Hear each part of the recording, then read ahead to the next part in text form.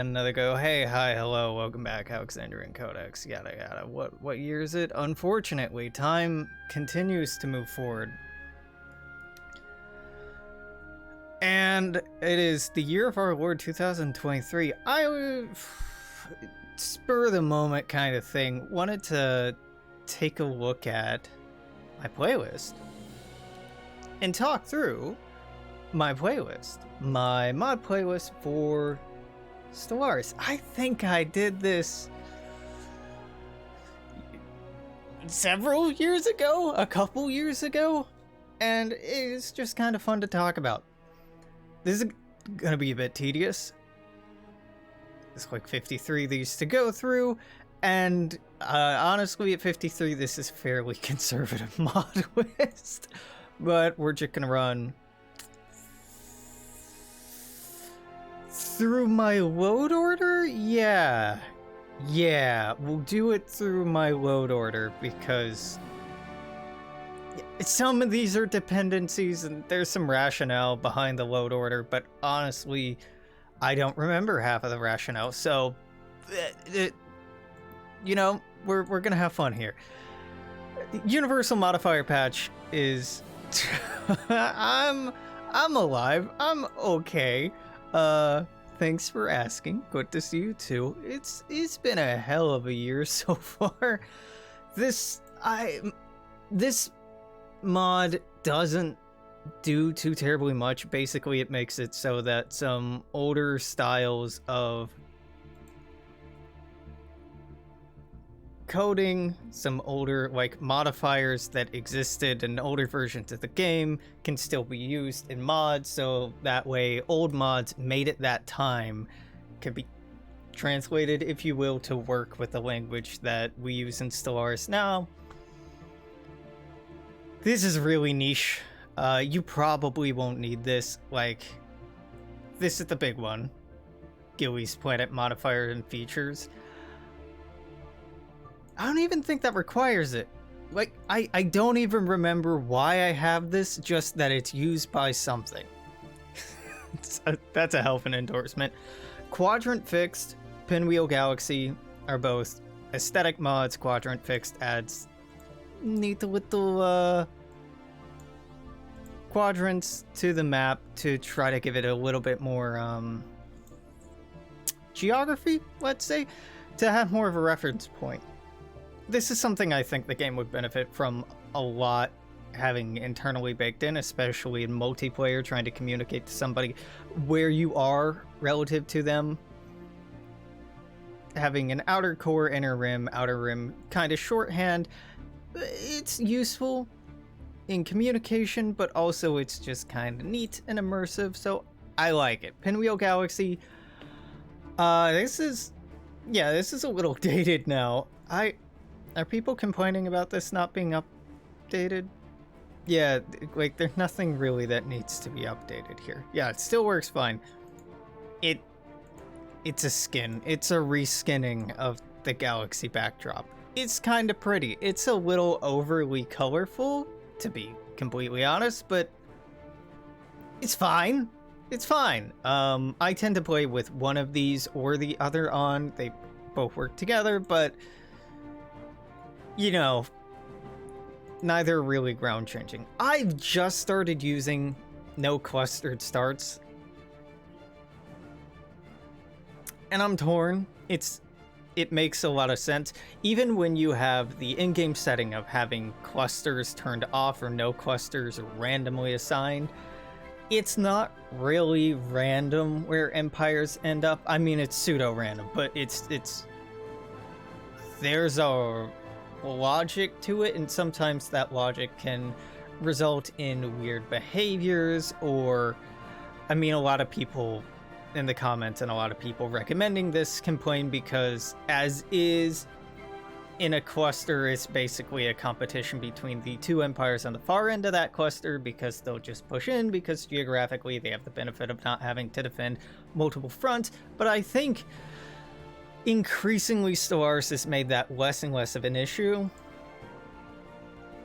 Still, I've enjoyed the sense of space and distance between empires quite a bit. It gives more empires, more of an opportunity to grow. I'm still on the fence about no clustered starts. TBH. It's fine, but it's not something must have. It's not something I'd rank in like top 10. Tiny Outlier, UI Overhaul Dynamic, and UI Overhaul Dynamic Tiny Outliner V2. It's just UI overload or overhaul to fit more into less space. That's it, dog. Like, you probably have this. Dynamic UI is one of the most popular mods. Dynamic mod menu. Man, there was a short while where it really seemed like dynamic mod menu was gonna take off and be a really great in-game mod menu, in the vein of, oh god, Skyrim has something really, really good, and other similar titles have really good in-game mod menus, and this was aspirational for that, but very few mods use this. Am I even using any of them? No. Crisis managers, I think I have this. No. No. More events mod I don't use. Oh,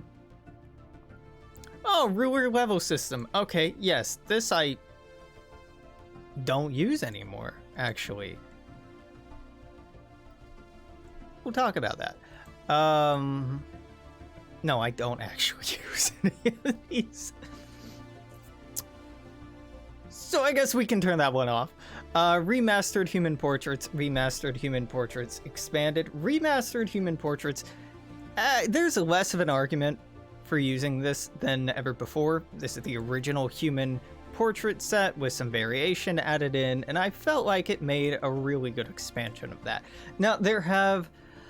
Oh god, in the last year, a new Human Portrait mod has come out that I fucking hate because it's all AI art and it looks uncanny and weird, and I kind of just hate AI art on principle. I think this is a good derivative of the original vision and original aesthetic, so that's why I like using it. And Human Portraits Expanded expands on that, hence the name, a little bit more, with some less potentially immersive features like cybernetics, or I think it's the hairstyles, but primarily I have this for the prostheses and the cybernetics, which can be a bit much or a bit weird if you're not playing into that.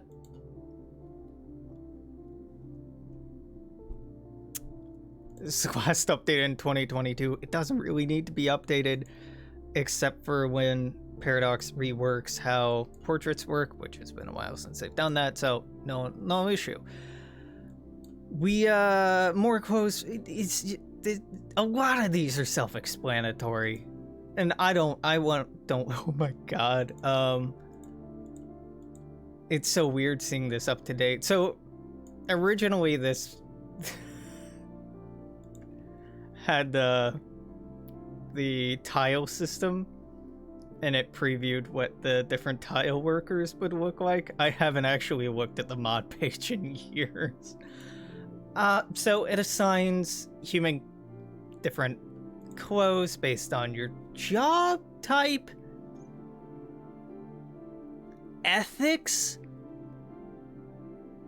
and like what leader type, I think. Yeah, distribution depends on jobs, civic, government types, and ethics. Yeah, so there's a...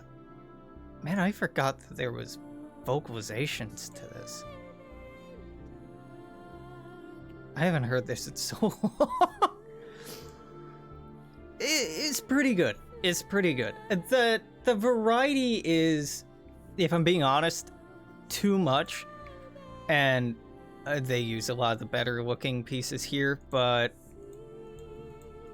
you're not going to give me a full preview. Okay, I'm not pulling it up in game for you to show, but there's some that are just like straight ripoffs of like, that's a UNSC outfit, and that's from Mass Effect, and that's from Star Trek, and just like, okay, these aren't inspired by, this is just straight up ripped off of, which can be a little immersion breaking, I guess, but Stellaris does that enough on its own that, you know, just gotta lean into it.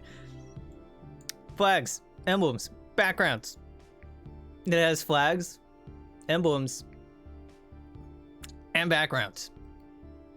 A lot of them.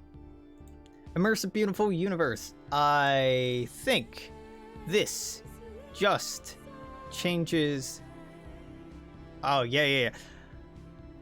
This is an aspirational mod. This mod does not always work well, but goddamn, it has such a cool concept. Basically, dependent on the type of star and how close or far you are from the galactic core, you can see they were using the a similar mod to the one I was just talking about. I am curious what mod they're running there. It changes the skybox. Sometimes this can get funky. Sometimes this can get real funky. But for the most part, it makes the backdrops and skyboxes look much, much better. Or at least more interesting.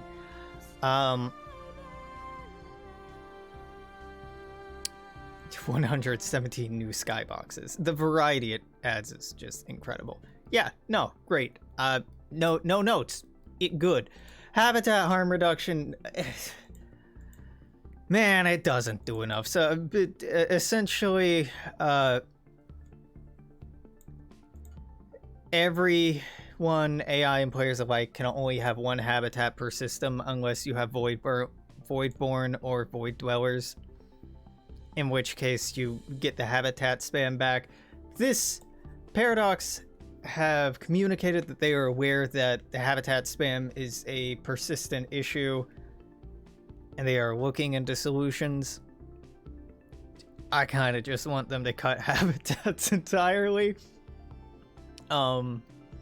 Personally, the idea of a starbase and a space habitat existing and being two separate things doesn't really mesh well with me. You're telling me there are no pops that live on this spaceship production facility / space fortress, and instead they just live in overly sized, planet-sized orbitals around planet. Like, it I think habitats were kind of a half-assed, half-thought-out addition to the game that is in serious need of revision and second-guessing, and probably won't get it. So this just makes performance a little better. God knows I am half tempted to just play with a mod that gets rid of them altogether. No AI Omni Codex. Pretty self-explanatory. Omni Codex, when you activate it, creates new species. X number of pops from new species. And that begins to become a performance drain. Number of species as well as pop number are major contributors to game performance, as well as the navigability of the species menu. If an AI nation has the Omni Codex and is just using it on cooldown, that menu quickly becomes very slow, very buggy, especially with all the animated portraits. It's a bad time. So this makes it so the AI doesn't use the active effect. They still get the passive, but it's a slight debuff. But if an AI's economy was contingent on the Omni Codex, that's a niche enough case. I don't feel like you're missing out on anything here. Influence cap bumps up influence cap to 2,000 from, it's 2,500? Yeah, it's 2,500 rather than 1,000. That's it. You still occasionally get notifications that your influence storage is full. It's not.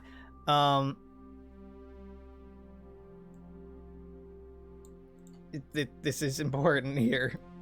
Stellaris does not like it if you change anything with the influence cap, so it will reset influence to 0 to 50 after each reload. It's a pretty big issue, right? I tend to run influence super low when I do play.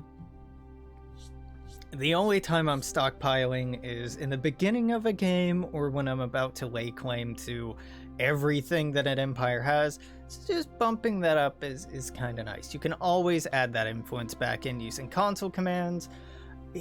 They've built in this janky system where you can add influence to a virtual storage that you can then pull from, which is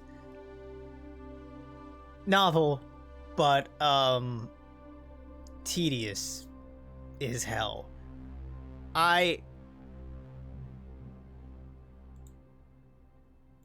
You know what?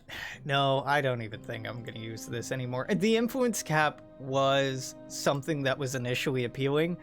I didn't realize that bug was due to this mod. I thought I just had really bad management with influence or bad memory when I've been loading up saves. I'm like, well, I thought I had like 1,500 influence, but it looks like it's 0 or 50 right now. That explains a lot. That also explains why I reload after making a mistake or trying to see what something looks like. Yeah, okay. No, that's pretty. It's pretty bad. I think it's a great concept, but maybe not. Dynamic political events. This is showing its age a little bit, but I really enjoyed this mod. Dynamic political events have pseudo storylines that happen on planets that you settle, not planets that you conquer. I think these are on colonization events, so they only happen to worlds that you colonize. Essentially, it starts out as a planetary modifier of, oh, you have a... Nope, that's the end here. Yeah, it'll start something like... Nope. Yes, something like this that just gives a bonus to a certain ethics attraction and a certain kind of output. Eventually, if you keep that modifier on and you have options to try to combat it or not, if, you know, maybe that ethic is not in line with your government ethics, you can eventually get something like this Mausoleum of a Guru, which I think has been reworked since this, that give a permanent bonus to a bunch of things. It's just a neat little flavor thing to try to add a little bit of political diversity so that every planet affected can feel a little different. It can make certain planets that were unimportant backwaters suddenly really important if a, you know, academic institution was founded on it and previously didn't have any modifiers. Well, maybe you didn't care so much for developing the infrastructure on that planet before and were just using it to increase pop growth empire-wide, but now it's worth transforming into a research world or an ecumenopolis, and I really like that amount of variety. So I'm a very big fan of what this mod introduces. Yeah, the colonization stories are really the big thing. It's the scandals and conspiracies events are interesting sometimes, annoying most of the time. This is something that I need to point out. There's interspecies marriage, law, and policy massively impacts population growth, biological population growth. So the idea is it boosts happiness and favor from the xenophilic faction, but you are hit with a pop growth debuff, which is pretty significant.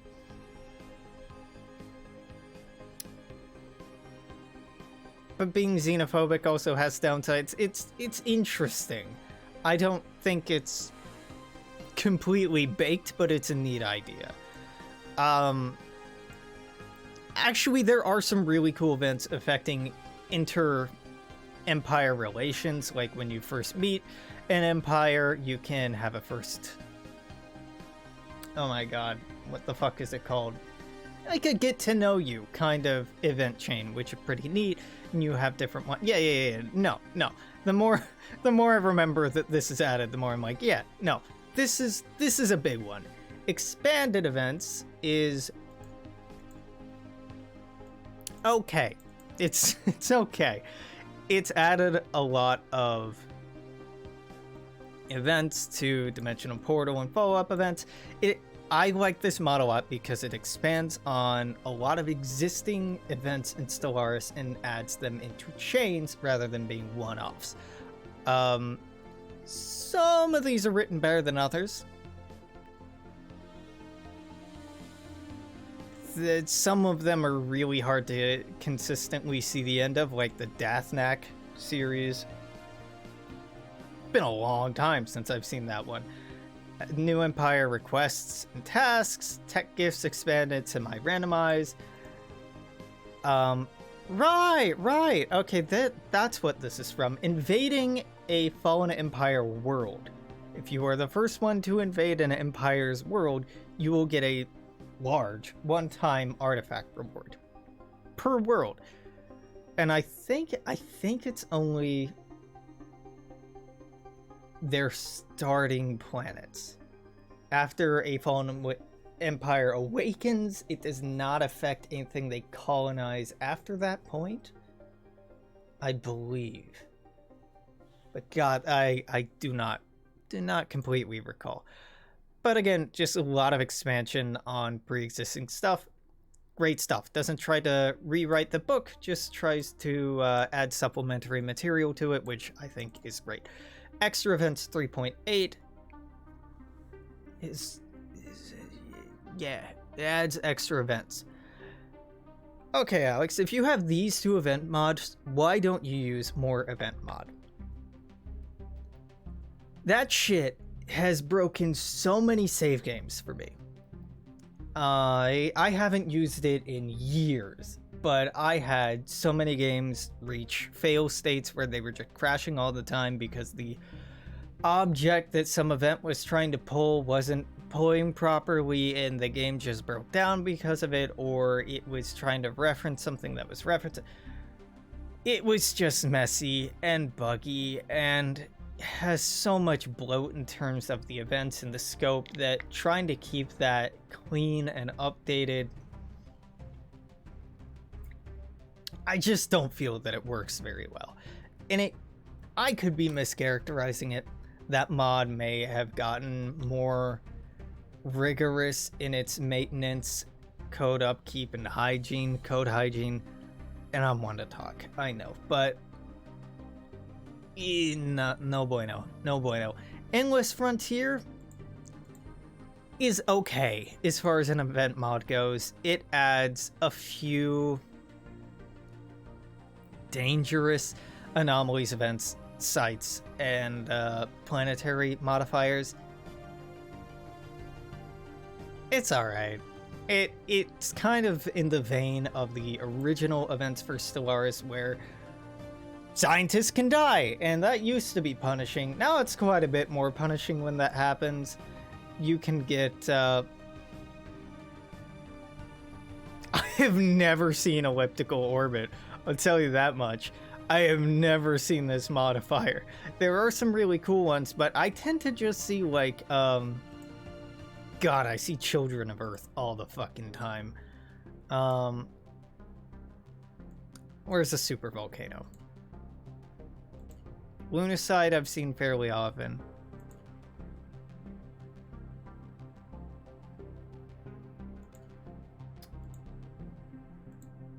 Are you not showing off the super volcano? No, you're not. Yes? Yes. This motherfucker will go off. It will happen. It may take a long time. It will happen. When it goes off, devastation goes up to 100 and it turns into a tomb world.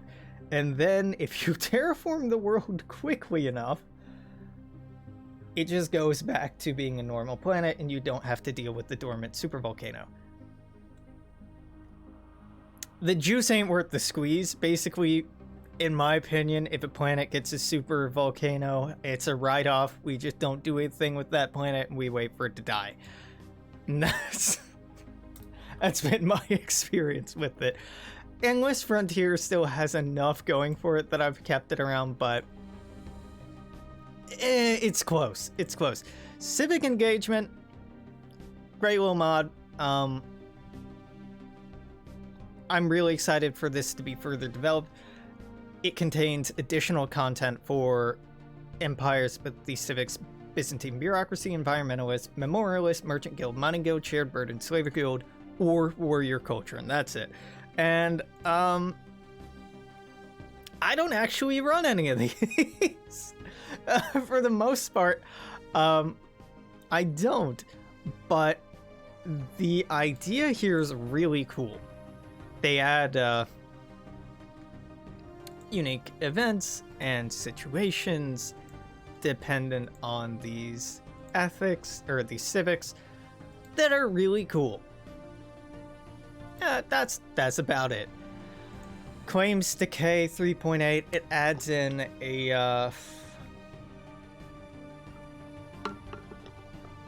galactic community measure that introduces claims decaying over time. That way, unless empires are actively warring with each other, they don't just maintain, I hate you because I have a claim on this system and have for 200 years. You actually have to go to war to keep that up, or expend influence to maintain claims, which I think is immersive and makes sense. I don't use this anymore. L Cluster Plus. Oh, is this actually updated? Hell yeah, dude. Hell yeah. No. Wait, is this not a hell yeah moment?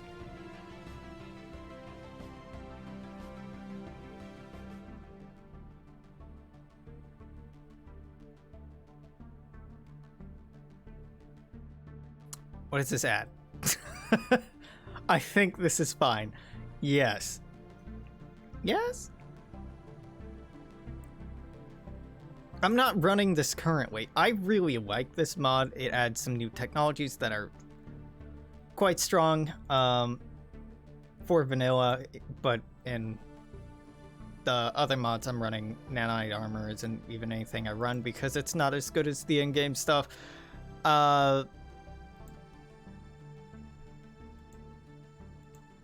It has a L cluster start, which is really overpowered if you're into that kind of thing. But basically it adds in some techs, which have some associated chip components, which are okay. Like, they're just fine.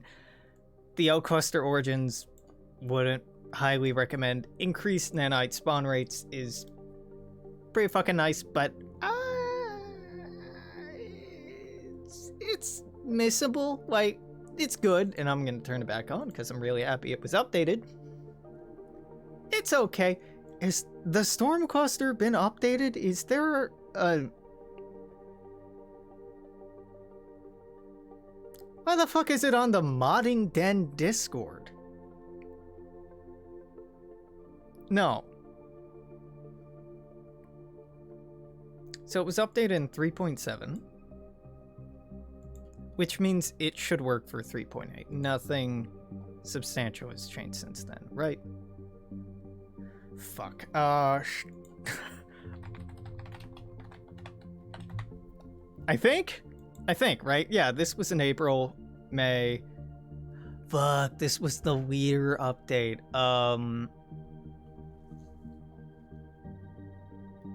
It may be fine. It probably isn't. Storm clusters, interesting. I'm gonna wait for it to be updated before adding it back into the list. Homeworld ethics.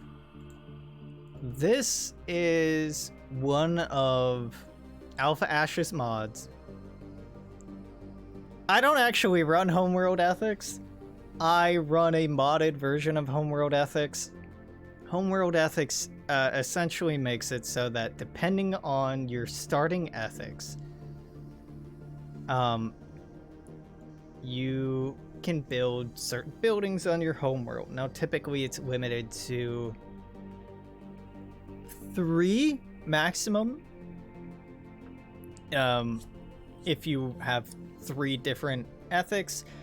If you are a fanatic of a certain ethic, then you can get a additional building. So regardless of if you're fanatic and have 1, or if you have 3 non-fanatic, you're getting 3 buildings. And you can go and look at their effects, and some of them increase leader cap, which is probably too powerful. The bonuses these give, some of them are fucking garbage, and some of them are just straight up overpowered.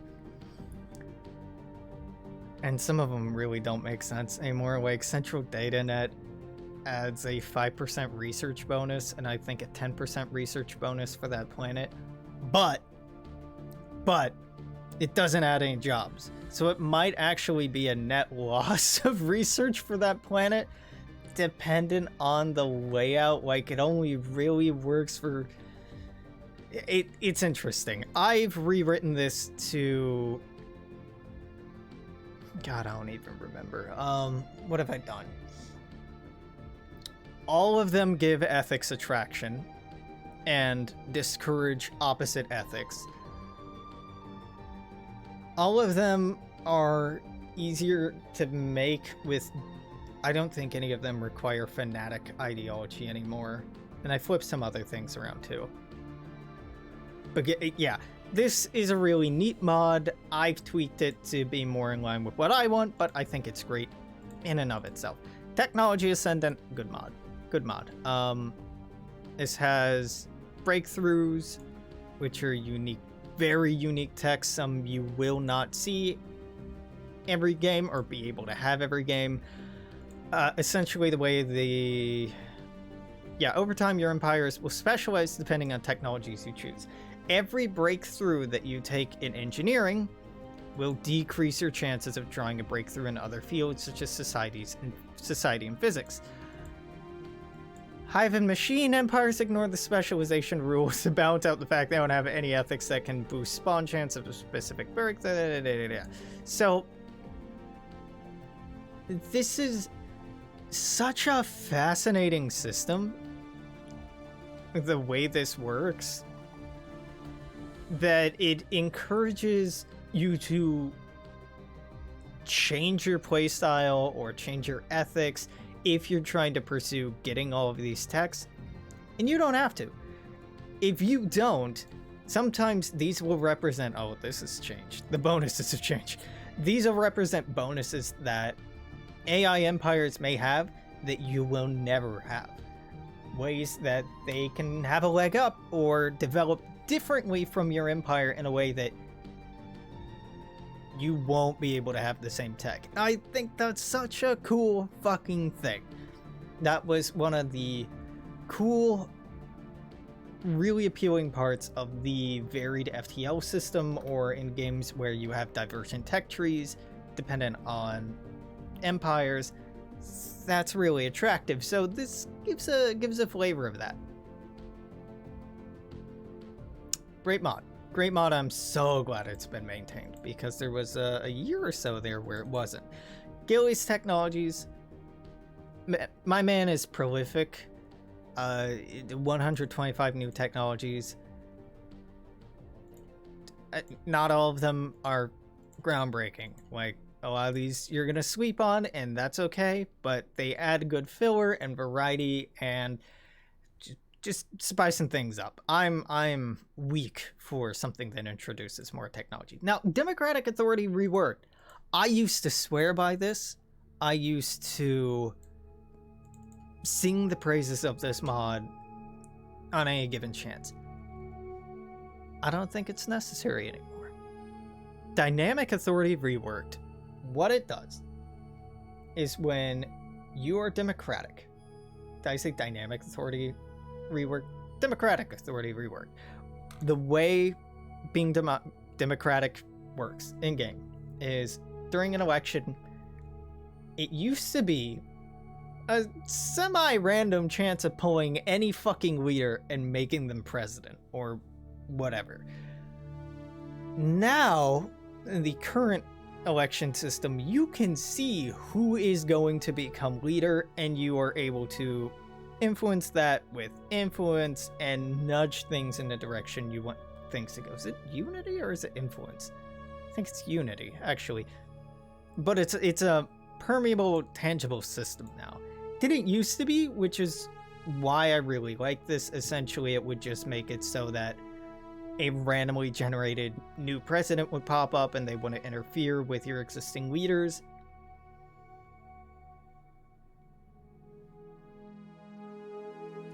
But it's just not as necessary anymore.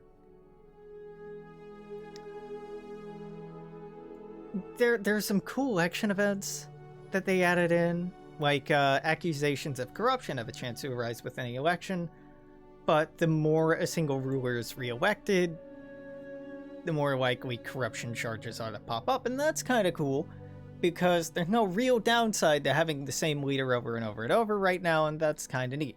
If they are found to be corrupt, you get some choices about it, and there's some really neat ideas here, but I don't think the reason that I got the mod in the first place, my governors and admirals and scientists are being... It was really the scientist game of musical chairs of every 4 years, like, oh, okay, gotta go in here and make sure they're all assigned properly. The way head of research works now, God, it's so much better than it used to be. So I mostly had this mod to get rid of a problem I had with the game, which I don't have anymore, and now my use for it is decreased. But it adds in some neat stuff. Adds in policies about how your elections work, how corrupt they are, and I think that's a neat idea. So I'm keeping it around because maybe in the future. Government Variety Pack. Fucking love it. Fucking love it. 80 new civics. No, 80 new governments. 72 new civics. 7 origins, which are okay. Meh. Yeah, no. They've messed with some origins a little bit, but it's the civics. The civics here are fucking incredible and varied and add so much more depth and variety that huge recommendation. Gillies, exploration, and expansion tweaks. The intention of this mod is to slow down expansion and exploration. Slower FTL, that eventually gets better and I think faster in the long run. Surveying is slower. There are new text to speed up survey rate. Ship engine FTL speed. Everything slowed down a lot. Even build speed, I think. Which I think is fucking great. Because things happen too goddamn quickly. And this just great. Just great. Base planet hyperlane view distance reduced by 1 jump. It just makes the unknown for longer. It lengthens out the exploration phase of the game. It helps maintain that sense of a big, wide galaxy without artificially having to do that by adding in more planets or stars, not planets, stars, and decreasing performance. It's a great way to try to make the universe feel bigger without actually making it bigger. Miniatures, ship small, right? Downscaled, yeah, shit downscaled. Prettier. Forerunner, Traditions Overhaul. I can't go back. I cannot go back. This tradition system is so much better than what Stellaris has by default. These are all modular. Each of these, let's see, yeah. This is good at demonstrating it. You can go down different orders, if you want to prioritize different aspects of different traditions, if you just want to nitpick here and there and take bits and pieces, it's very easy to do so. The amount of unity that you will put into the system to get to the same point is so much higher, so much more than you would vanilla, and I really like that increased depth and increased variety too. It makes the system something you play around with longer. 3 civic points. I think only having 2 civic points at the beginning of the game's fucking limiting, and there's so many cool civics, and I want to play around with a lot of them, and why not 3? So 3 it is, especially with mods I have that increase the number of civics. This affects AI as well. It's not just you that's affected, so I'm better able to make more interesting pre-scripted empires to run into and add more variety or nuance or whatever into the empires I'm playing. Really cool. Divided loyalties. Who are you? Oh, great mod. This is another one by Alpha Ash. I didn't think I'd like this at first. This adds extremist factions to every ideology, and there's some weirdness here, like the extreme labor faction hate the automation of work, so they hate robots, they hate immigrants, and they hate slaves. Slaves because you're driving down their wages, immigrants because they took our jobs, I guess, and robots because the robot taking their job away. It's a really weird, anachronistic view of labor. It's like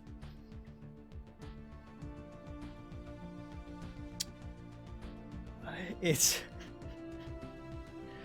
a very like early 20th century concept and fairly accurate representation of labor movements in the US, particularly at that time. So these just add some variety, and sometimes these will fucking love you, and sometimes they'll hate you, and sometimes they just... It makes it so that even if your empire are all egalitarian, materialist xenophiles, some of them are still troublemakers, some of them are still extremists, some of them are rabble-rousers, some of them are... Even though you are appeasing the party, you might not be appeasing the extremes of that party. And I think that's a really interesting, maybe not especially nuanced, but more nuanced modeling that the game has by default. Big fan. Larger sectors makes sectors larger. Yeah. Especially with the decreased with leader cap existing and decreased number of governors. Big fan of that. More AI personalities. More AI personalities. As being someone who has poked around with how AI personalities work, this doesn't do much. Underneath the hood, these 56 AI personalities contain variations of some pretty similar shit. You can change how it's really granular, how likely someone is to attack before they run out of colony or stuff to colonize and claim that isn't already claimed. But AI's all running on the same logic underneath the hood, with some notable exceptions. But by and large, this just adds flavor. It makes this portion that you see different than vanilla and more in depth than vanilla. And, that's great. Planetary diversity, unique worlds, more ecologies, Gaia worlds, exotic worlds, reworked habitability, UI overhaul, dynamic and planetary diversity. Just fucking do it. Just get it. Planetary diversity is so good. It's so good. It's so good. Going back and playing vanilla with just like continental, tropical, ocean. No, fuck that. I want like 20 something different kinds of wet, dry and cold worlds. I want there to be like appeal to Necro World. Oh right, I don't play Necrophage. Why would I have ever seen this? It adds really interesting ways to play the game on certain worlds. Your cavern worlds, for example, you can build unique buildings dependent on the planet type. So if your ideal planet type is one of the common ones, you won't have access to these. And okay, you have a, you know, wet cavern world or a wet tidally locked planet, and yet the habitability rating is a little bit worse, but then these will give some pretty substantial bonuses that make up for it and might want to tempt you to keeping it as a not Gaia world or not arcology when that time comes around. And when you are, God, when you're colonizing a galaxy worth of stuff, any variety to make planets slightly different from each other, slightly more interesting, or, oh, I could specialize this way, or, oh, this has this interesting advantage or disadvantage. I need it. I need the diversity so badly. Love it. Unique worlds add some unique, one-of-a-kind worlds that have some unique text associated with them. And also some unique origins. It's good. It's good.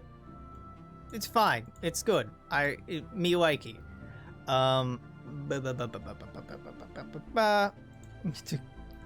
Gilly's planetary modifier patch.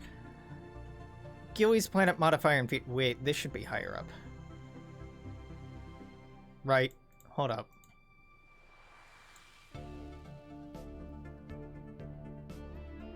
Yep. So you can see here in the load order, Gilly's planet modifier and feature, planetary diversity, this patch. I have it in the complete opposite order. Just gonna move this up here. That explains some things. I had been seeing some interesting interaction between these two mods, and not bad necessarily, just interesting. Remove duplicate terraforming and increase cost to terraforming option added by Gilly's planetary modifier. Bring it closer to the cost of terraforming planetary diversity. Okay, well that makes sense. Merge a modification to event colony 107 so that species with the radiated preference trait will not get severe negative effect while triggering it. Okay, fair enough. Although they work together without any major problems, this patch will make them work better together. Yeah, I... Abandoned? Oh, maybe.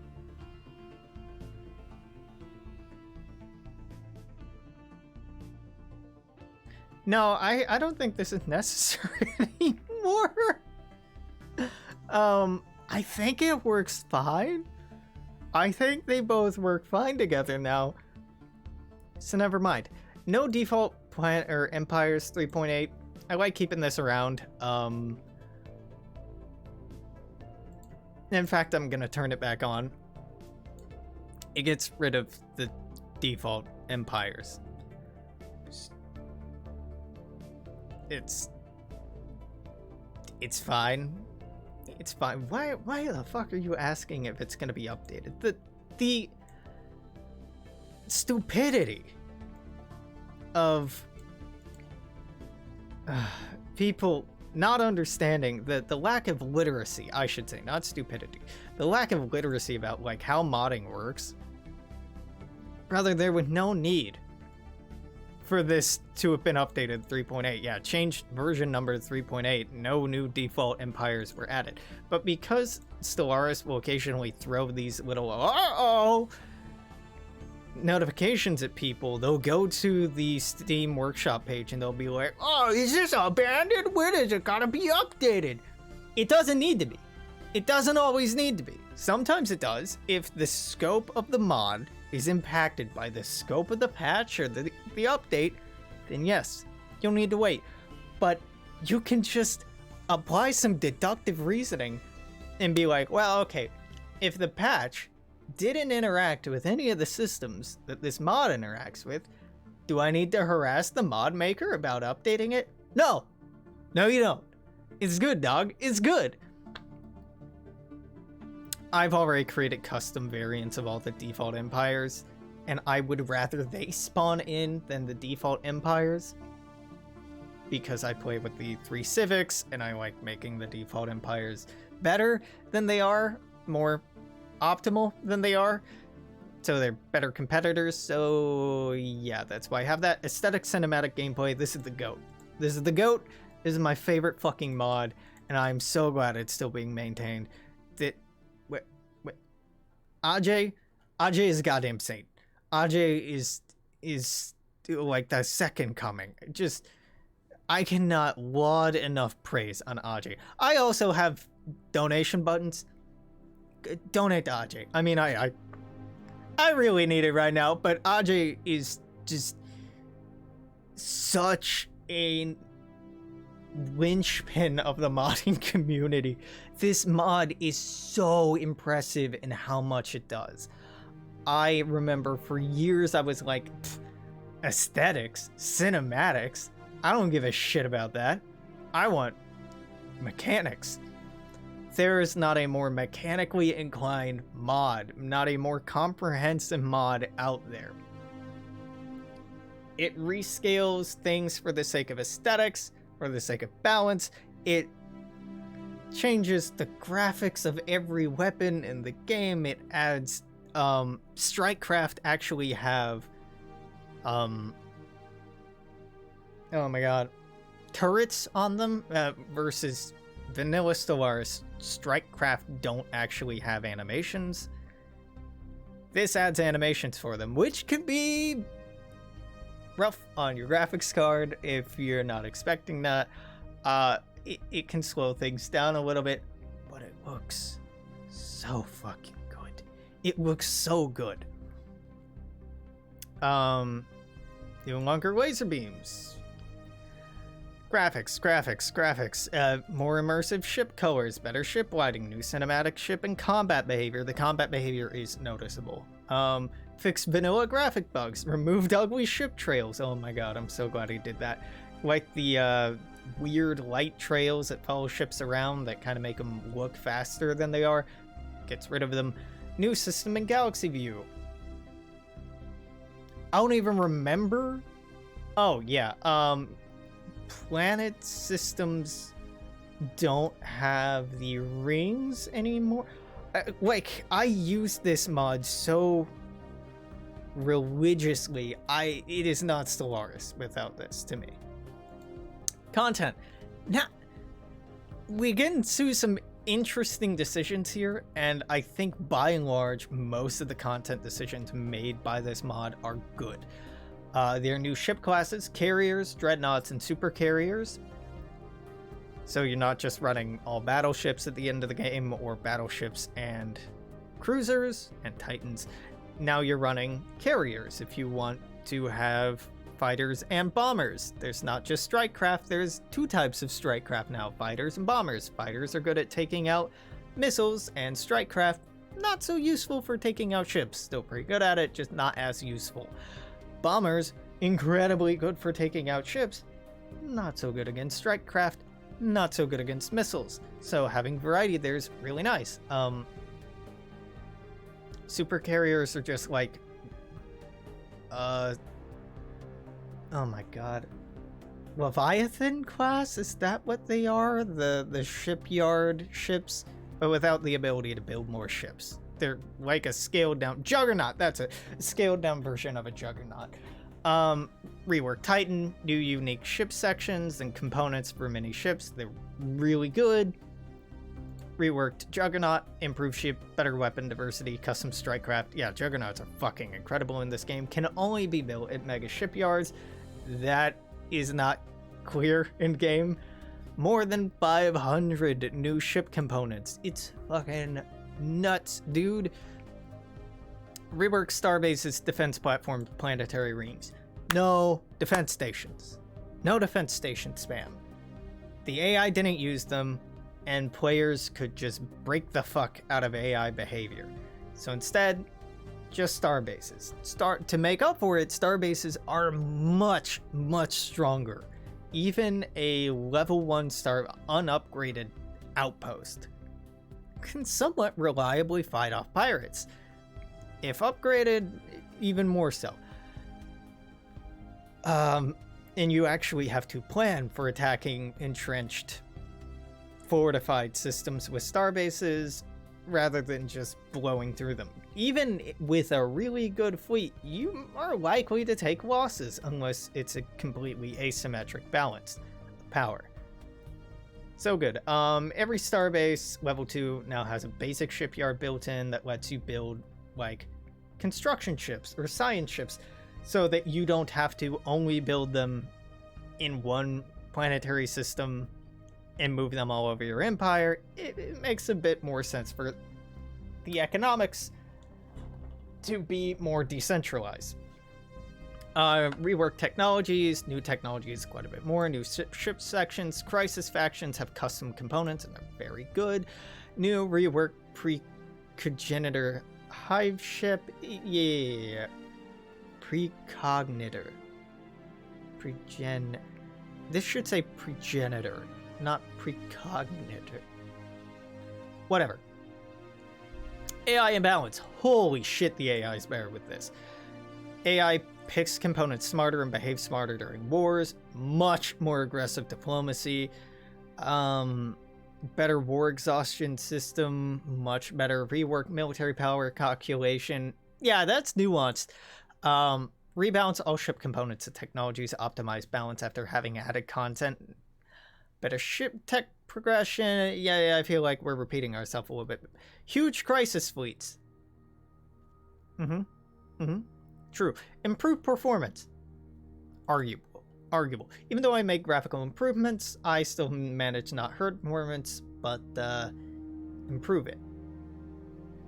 Possibly. Fantastic mod.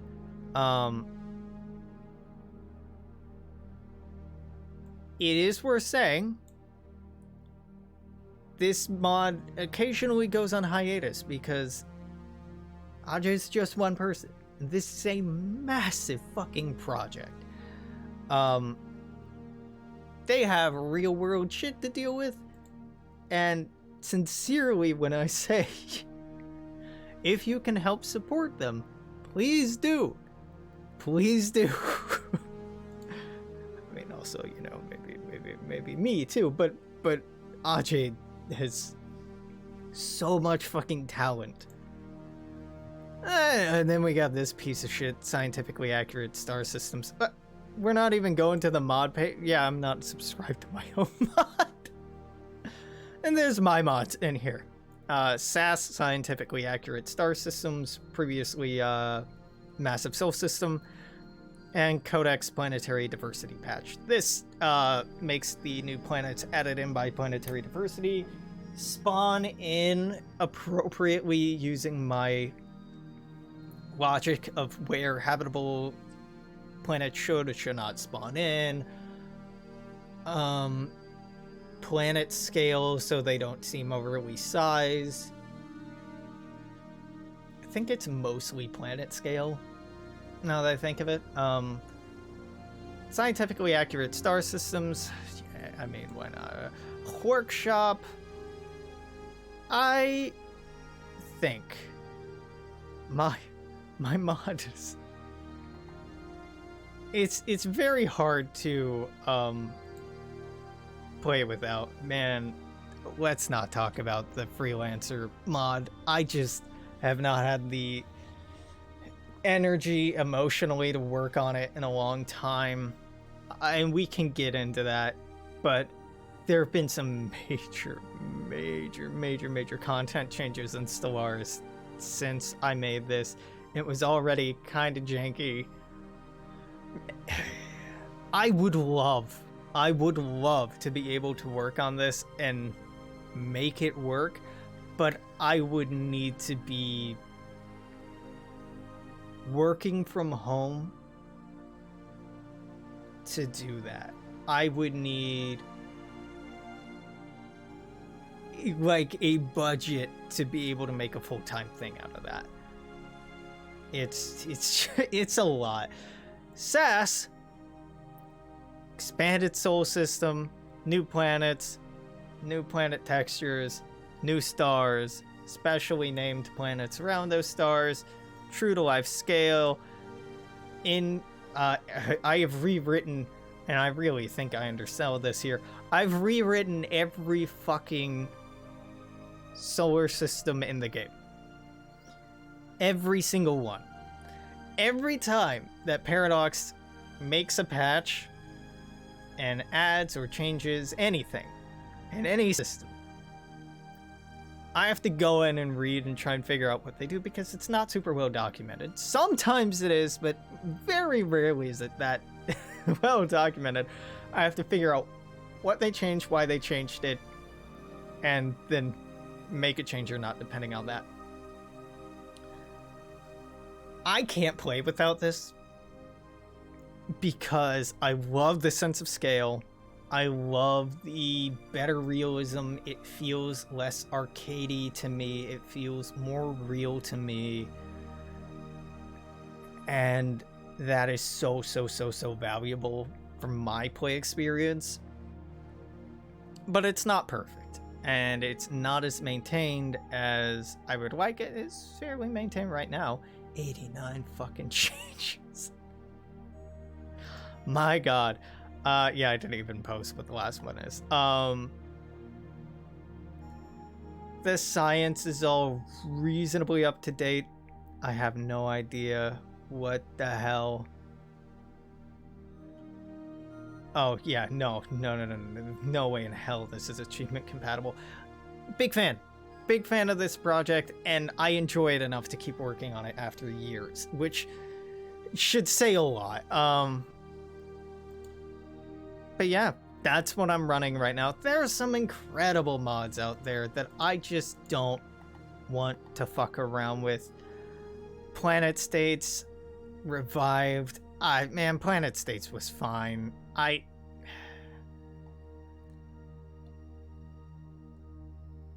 Top rated all time. Great. Running it. I have issues with it. Not relevant to me. Nah. Running it. Not relevant to me. I have not a clue what this is. I hate that the Asari mod is up here. Y'all need to touch grass or touch ass, and just like the amount of horny mods on here. Stop it. Or just like, I don't know. I'm not trying to shame. That's not what I'm here to do. I'm just, your father and I are just very concerned. All right, we love you very much, and we just want you to come home. So with that, I'm gonna get the hell out of here. It's hot as hell. The last 3 days have been the hottest 3 days on record worldwide. Each one worse than the day before. We're all going to die.